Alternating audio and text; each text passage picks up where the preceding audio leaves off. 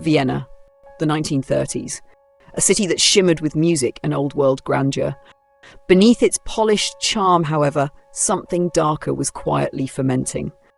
The salons echoed with laughter, the concert halls filled with Strauss, but behind closed doors, shadows stretched long across polished parquet floors, and in those shadows moved a woman named Martha Marek, a name that would one day stain Vienna's legacy like blood on lace. She didn't hide in alleyways or lurk behind locked doors. No, Martha wore pearls and perfume. She smiled sweetly, poured the tea, and asked how you were holding up. And all the while she was plotting. What drives a person to trade conscience for control? When does the instinct to survive twist into something predatory? Tonight on Vital Case File, we step inside the chilling life of a woman who weaponized trust and turned it into her deadliest tool. This isn't a story that slowly dips into darkness, it plunges. Martha Marek was born in 1904, right in the heart of Imperial Vienna. On the surface, it was a city of ballrooms and bronze statues, but Martha didn't grow up near the music, she grew up near the grind.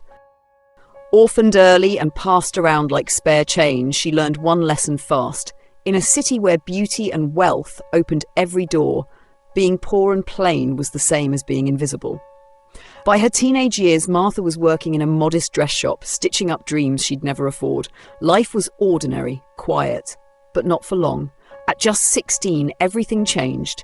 A man named Mortis Free entered the picture, 74, wealthy and powerful in Vienna's retail circles.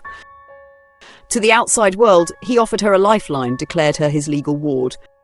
But to those who looked closer, the dynamic was more complex and more troubling.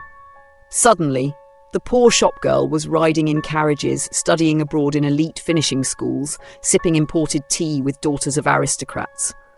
In Paris, in London, Martha learned how to speak the language of the upper class, how to carry herself like she belonged. And as she looked around those glittering rooms, she made herself a promise. Never again will I beg for crumbs. Mortis passed. And just like that, Martha inherited it all. The grand home, the accounts, the illusion that she had finally won her place in society. But illusions crack easily. It was during this golden interlude that she met Emil Marek, a young engineer with more charm than cash. He wasn't rich, but he was clever, handsome, a dreamer. They married in 1924, and for a while, life was more than good. They weren't just living, they were feasting on life. Grand dinners, elegant soirees, drives through Vienna in luxury cars with the top down and the wind through their hair. It was a love story soaked in privilege. But fairy tales cost money, and Vienna in the aftermath of the Great War was not kind to old fortunes. Investments failed, inheritances faded, and the debts began whispering, at first softly, then louder. The house, gone, the cars, sold, suddenly uncertain. But for Martha, it wasn't the material loss that stung the most. It was what it meant. She had clawed her way out of poverty, reinvented herself, and now it all threatened to crumble. She wasn't afraid of being broke. She was afraid of being ordinary again. Because for Martha Marek, poverty wasn't just an inconvenience, it was humiliation. So when the accounts ran dry and the options narrowed, Martha didn't retreat, she recalculated. She began to see people not as companions, but as opportunities. And love? Love became a mask. Family, a chessboard. This wasn't about survival anymore. This was a battle for identity. And Martha wasn't going to lose, not without drawing blood. The money was gone. The mansion echoed with emptiness. And Martha and Emil Marek, once darlings of Vienna's post-war elite, now stood at the edge of ruin. Once upon a time, Vienna had felt like theirs, a city of chandeliers, fine perfumes and promise, but by now it had turned cold and indifferent. The lights still glittered on the Ringstrasse, but for the Mareks, those lights were no longer invitations, they were reminders of everything slipping away.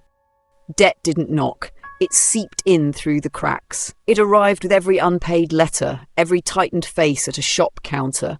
Even the walls of their once grand home seemed to mock them. The same walls that once made her feel invincible now felt like they were closing in. But Martha was not the kind of woman to go down quietly. She had fought her way out of poverty once, and she had no intention of returning. So, as options dwindled and the weight of failure pressed hard, Martha found herself staring into a very different kind of future, One where desperation wasn't something to avoid, it was something to weaponize. What emerged next wasn't panic, it was strategy. A plan began to form, cold, calculated, ruthless. If the world wouldn't give them a fortune, they would force it to. The idea? Create a disaster so grotesque, so shockingly tragic, that the insurance company would have no choice but to pay handsomely. A simple slip and fall wouldn't do. No. This plan demanded suffering. It needed drama and blood.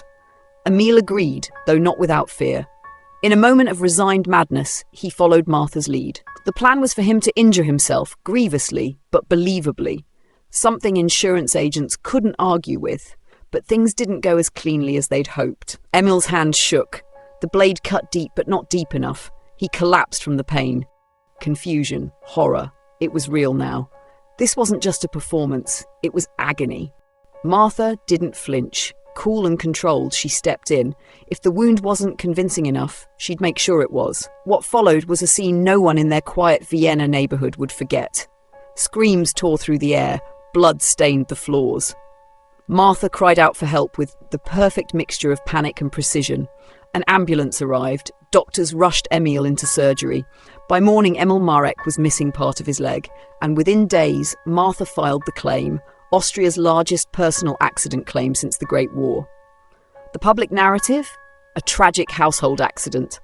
A freak mishap that left a young husband permanently disabled and his wife shattered. Newspapers called it unfortunate. Neighbours whispered prayers. But insurance investigators weren't buying it. Something didn't line up. Hospital records showed not one wound, but 3, made at different angles, different depths. The type of injuries that didn't come from a single swing or a chaotic accident. They looked planned, performed. Whispers turned into questions, and those questions began to follow Martha wherever she went.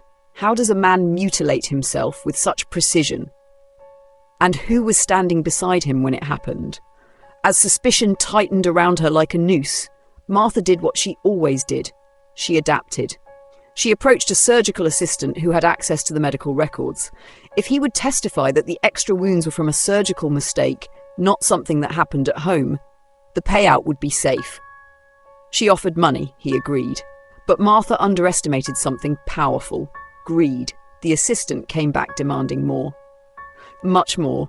Martha, cornered and out of funds, couldn't pay, and that's when the assistant went to the police. March 28, 1927. The Mareks were arrested. Their trial gripped the city like a storm. To many, the idea was simply too brutal to believe. A man injuring himself permanently, a wife orchestrating it. It defied logic, it defied decency. But it was unfolding in a courtroom in front of Austria's press and public. Experts argued over every detail. Some said the wounds could have been accidental. Others were convinced it was deliberate. And at the centre of it all sat Martha, composed, calculating, unreadable. In the end, the court reached a split decision. They were not convicted of insurance fraud, but the jury found them guilty of tampering with justice. 4 months in prison, a sentence they had already served during the trial's long delays. So, when the verdict was read and they stepped outside into a frenzy of reporters, they weren't shackled, they were free. And strangely, Vienna seemed willing to forget. But Martha Marek didn't forget. She didn't blink. That courtroom hadn't broken her, it had emboldened her. She had stared down the system, manipulated it, nearly won. And in her mind, that meant one thing: she could do it again. This is Vital Case File. And this was only the beginning. After the cameras stopped flashing and the courtroom buzz faded into silence, the truth settled in like winter frost. Martha Marek and her family were penniless. Whatever scraps remained from the insurance payout were long swallowed up by legal costs and debts. Their name, though technically cleared, carried a new weight, one you couldn't see but everyone felt. Doors stopped opening, offers stopped coming. And poverty? It returned like an old enemy, not in a dramatic sudden blow, but inch by inch, a slow, quiet squeeze. For some people, this is where the story ends, but for Martha it was where a far darker chapter began. Because somewhere in that void of hopelessness, she came to a terrifying conclusion. Accidents fail, death doesn't. What had once been desperation now sharpened into something else, something colder. The transformation was quiet, but deadly. By 1933, the Mareks had relocated to one of Vienna's poorer districts. Their days were filled with struggle. Emil's injuries left him unable to hold consistent work. 2 children, growing and hungry, made every meal feel like a gamble. And then came the first real loss. Emil, once the love of her life, now a broken version of the man he used to be, fell sick. His health deteriorated rapidly. Doctors threw around guesses, but nothing stuck. On July 31st, 1933, Emil died in a hospital bed. Tuberculosis, they said. A small insurance payout followed, modest but enough to keep Martha afloat for a little longer. And perhaps just enough to stir something dark inside her, because only weeks later, another blow struck the family. Her daughter fell ill. No warning, no clear cause, just a fast, heart-wrenching decline. And just like that, the little girl was gone. 2 devastating losses, back to back. But there was a common thread. Each death came with a payout, and each payout made survival just a little easier. It wasn't grief that hardened Martha. It was validation. By 1934, with no husband, 1 surviving child, and money once again slipping away, Martha looked beyond her immediate circle. She turned her attention to family, specifically an elderly great-aunt named Suzanne Lowenstein. A quiet widow with a decent nest egg and no children of her own. Perfect. Martha paid her visits. She was attentive, charming, dutiful. And soon enough, Suzanne made a decision, one that would seal her fate. She rewrote her will. Everything would go to Martha. Weeks later, Suzanne's health began unravelling. No major illnesses, just a strange creeping decline. Her muscles weakened, her vision dimmed, her energy disappeared. On July 17th, 1934, Suzanne passed away. Martha didn't cry. She collected the inheritance and moved on without so much as a pause. With cash in hand but bills still climbing, Martha converted her newly inherited home into a boarding house. A smart move, at least on the surface. Among her first tenants was a woman named Mrs. Kittenberger. Healthy, sharp, independent. Not for long. Before spring had turned to summer, Mrs. Kittenberger began to wither, just like Suzanne, the same slow loss of vitality, the same eerie symptoms, and by June 2nd, 1935, she too was dead. Yet again, Martha stepped forward with an insurance claim in hand. But this time, someone pushed back. Herbert Kittenberger, the victim's son, didn't believe in coincidences. He accused Martha of murder, boldly, directly. Martha retaliated by having him arrested for defamation. And the authorities? They shrugged. No evidence, no crime, just suspicion. That only made Martha more confident. By 1937, she was spiralling again. The money was gone. The house was crumbling. So she changed tactics. Instead of targeting people, she targeted objects. Specifically, a set of valuable paintings left behind by her great-aunt. Martha insured the artwork for a generous sum, then staged a theft. The paintings, she claimed, had vanished into thin air. But the insurance company wasn't buying it. Not anymore. They sent in someone familiar, Detective Peters, the same investigator who had once studied the mysterious amputation scheme. It didn't take him long. He found the missing paintings sitting untouched in a Vienna warehouse. Martha hadn't even bothered to move them far. She was arrested on the spot for fraud, and then everything began to unravel. Herbert Kittenberger came forward again, but this time he didn't just make accusations, he demanded action. Authorities reopened old files, they dug deeper, and then came the order: exhume the bodies. One by one, the graves of Emil, the daughter, Suzanne, and Mrs. Kittenberger were opened. The results were conclusive and horrifying.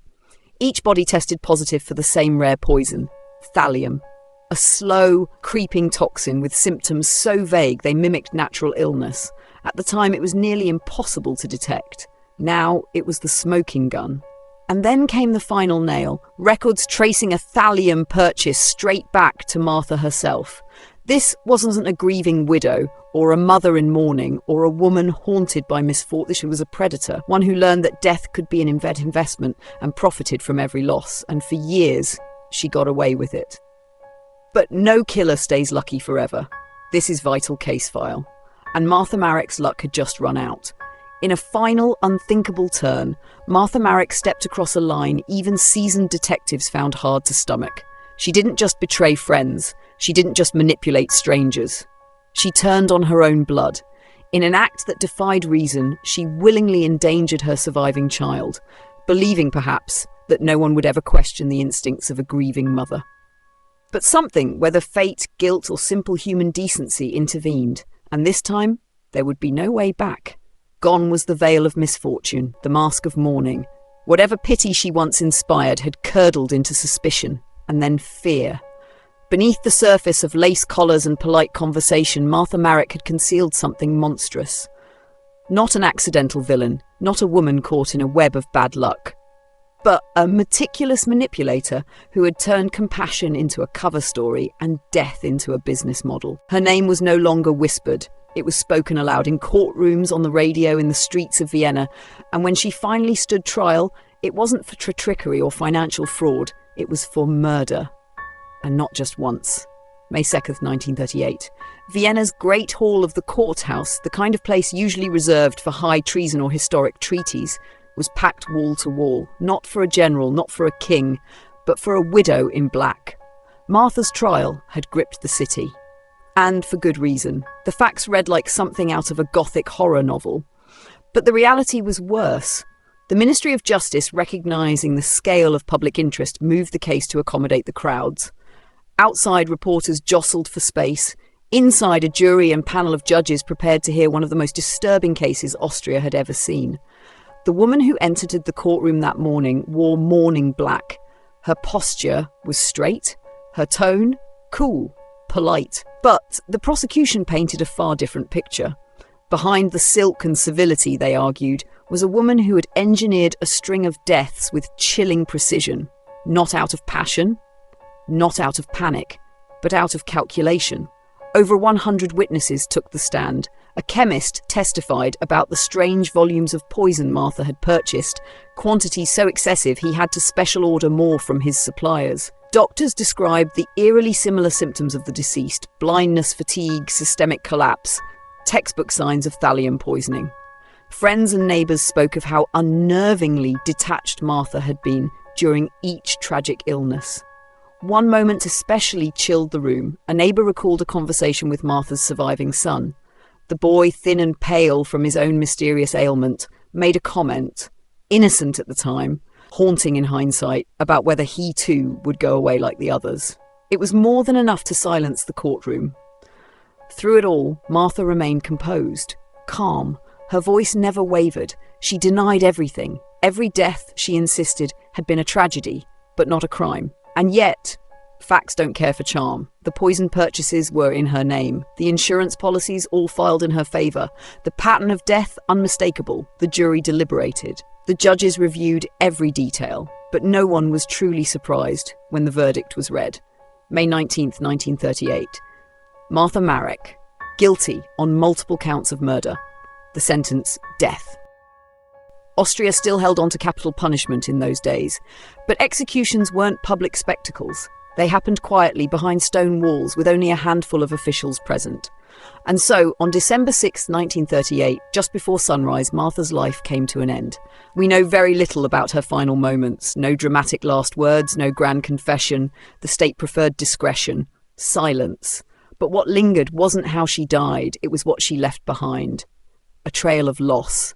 A city that would never quite forget. A case that stood as a stark reminder of how desperation can rot into depravity, and how beneath the softest hands can hide the coldest hearts.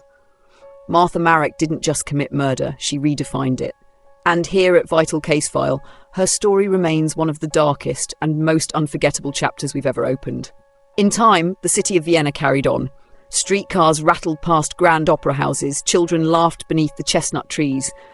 The scent of coffee once again curled through alleyways where silence had briefly reigned. But even as life resumed, something lingered in the air. Not noise, not fear, just a subtle echo. A whisper, really barely noticeable unless you were listening closely. Because behind the elegance and tradition, Vienna had seen something it couldn't unsee. A woman who walked like a lady, smiled like a friend, and left death in her wake. For many, forgetting was easy. Newspapers moved on. Headlines turned toward politics, music, and modern life. But for those who had watched the courtroom unfold, for those who had read between the lines and seen past the veil, Martha Marek's shadow didn't just fade, it followed. Her story slid quietly into the archives of true crime, not because it screamed for attention, but because it didn't. That's what made it terrifying. No gunshots, no blood-streaked rampages, just calm hands, carefully written signatures, perfectly timed tears. At Vital Case File, we return to stories like Martha's, not just to retell the crimes, but to understand how they were ever possible.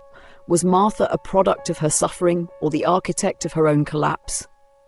There's no simple answer. She was shaped by hardship, yes, an orphan who glimpsed luxury and clung to it like breath.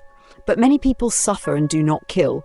Many lose and rebuild without tearing others down. So what made her different? Was it the quiet hunger that became obsession? The fear of being forgotten, of being poor, of being ordinary again?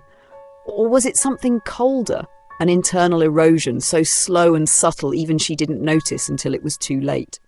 Martha Marek doesn't fit the profile of your typical killer.